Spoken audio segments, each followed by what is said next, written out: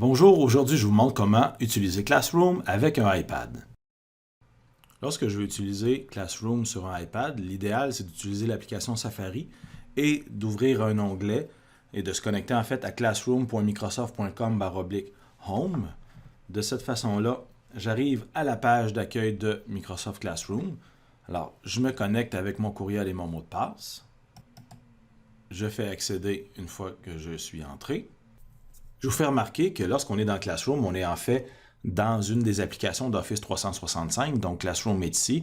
Dans le lanceur d'applications, on a toutes les autres applications de Microsoft Office 365 qu'on accède par la petite gaufre ici, qu'on appelle le lanceur d'applications. Et lorsque j'entre dans Classroom, j'arrive dans la section Devoirs. Alors là, je vois que j'ai quelques devoirs et il y en a un qui s'en vient, qui est le 21 novembre, que je n'ai pas encore fait. Donc, je vais regarder ici les informations préalables. Donc, je vois que c'est dans le cours 002 Microsoft Classroom. C'est un résumé de lecture que j'ai à faire et là, c'est dû pour le 21 novembre. Donc, je peux cliquer directement sur le devoir ou entrer dans la classe pour voir quels sont les devoirs et accéder aux autres fonctions. Donc, je vais cliquer directement sur le devoir pour afficher les détails directement dans ma classe. Donc, je vois qu'il y a un texte. Donc, suite à la lecture du roman de la première étape, je t'invite à compléter ton résumé de lecture directement dans le fichier joint. Ah, on me demande de compléter le fichier joint et automatiquement, le fichier qui est joint, c'est nommé avec mon nom. Donc, je n'ai pas besoin de modifier le nom. Il va déjà être nommé comme ça. J'aurais pu aussi ajouter un document de mon OneDrive ou créer un nouveau document là, directement là. Je te fais remarquer aussi que de ce côté-là, il y a un espace de discussion parce que le prof l'a activé où je peux poser des questions à tout le cours ou poser des questions à l'enseignement seulement. Donc, passer un commentaire, poser une question. Donc, ça permet de clarifier certains détails par rapport aux devoirs et tout le monde peut les voir quand c'est dans le cours. Donc, ça permet à tout le monde de bénéficier de ça. Et remarque aussi le bouton Rendre. Ça, c'est ce qu'on va utiliser à la fin quand on va avoir complété notre devoir pour l'envoyer au prof. Alors, ce que je vais faire, c'est que je vais cliquer sur le fichier qui est ici. Remarque qu'il s'est ouvert dans un autre onglet. Donc, si je reviens à Classroom, je suis là. Et si je clique dans l'autre onglet, je vois que c'est Fiche de lecture Sébastien Hamel. Et là, j'ai mon document Word qui s'affiche. Je dis bien qu'il s'affiche parce que je ne peux pas écrire dedans présentement. Je dois absolument cliquer sur Modifier pour pouvoir le modifier. Et dans Modifier, on a deux options. On le modifie dans Word ou dans le navigateur. Donc, et comme on a l'application Word, je vais vous dire, on va le modifier dans Word. Donc, oui, je vais ouvrir Word pour travailler dedans. Donc, je suis rendu dans l'application Word. On va me demander de me connecter si ce n'est pas fait.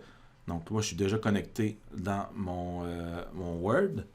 Et là, le document ouvre. Alors, il me demande de compléter mon résumé ici. Alors, je vais écrire mon résumé. Alors, j'ai fini de composer mon document. Vu que j'ai terminé, ici dans le coin en haut, je peux revenir à Safari. Je n'ai pas besoin d'enregistrer parce que ça s'enregistre automatiquement. Donc, je vais revenir à Safari par le petit bouton qui est là. Mon devoir ici est complété, donc je vais pouvoir fermer l'onglet et revenir au devoir. Donc, je ferme mon onglet. Mon devoir est toujours lié. Okay, c'est celui que j'ai complété dans Word qui est ici. Je n'ai pas à rien faire d'autre. Quand j'ai terminé, j'ai juste à faire rendre et je confirme que je veux l'envoyer. Et voilà, mon travail a été remis au prof. Donc, je n'ai pas rien d'autre à faire de plus pour compléter mon devoir. C'est fait. Ce que j'ai à attendre, c'est que le prof le corrige et m'envoie ma note directement dans l'espace devoir. Alors, quand je clique sur devoir dans ma classe, j'en ai aucun parce qu'il est terminé. Si je vais voir dans l'onglet passé, je vais voir la liste des devoirs qui ont déjà eu lieu, donc ceux que j'ai déjà faits. Donc, je vois la liste des devoirs qui sont passés et si j'en ai raté ou ceux qui sont envoyés, je peux le voir. Alors, je continue de faire le tour de la classe pour que tu puisses voir. Donc, tu as l'onglet calendrier et conversation qu'on va utiliser avec l'application Groups. Je la montre tout de suite après. Donc, pendant que je suis dans Safari, on va continuer. On va aller voir le bloc-notes de cours. Donc, le bloc-notes de cours, ça ouvre dans un nouvel onglet. Tu remarques que tout ouvre dans un nouvel onglet. Ça, c'est une habitude à prendre. Donc, c'est pour ça qu'idéalement, on ferme les onglets pour en avoir le moins possible.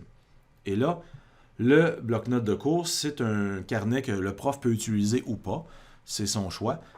Mais c'est utilisé pour partager des notes de cours et ainsi de suite. Puis l'idéal, c'est de l'ouvrir dans OneNote. Sinon, si je veux, je peux cliquer sur le petit onglet ici pour afficher les détails du carnet et les différentes pages qu'on y trouve. Donc voilà, je vois qu'il y a différentes sections que je peux consulter. Il y a des pages qu'on peut consulter aussi. Donc le prof pourrait mettre des notes de cours, structurer ça, partager des hyperliens. Il y a plein d'éléments qu'il peut faire avec ça. Donc ici, on voit qu'il y a des liens en mathématiques et en français dans cette page-là. Et si je veux, je peux aller modifier mon document dans OneNote parce que dans OneNote, il y a plus de fonctions. Et là, l'application OneNote va ouvrir. Et là, je pourrais compléter, prendre des notes. On peut prendre des notes manuscrites, rajouter des liens, rajouter des images, prendre des photos, enregistrer du son. Il y a vraiment plein d'options qu'on peut faire et ça, on apprendra à l'utiliser plus tard. Donc, je vais laisser faire l'ouverture.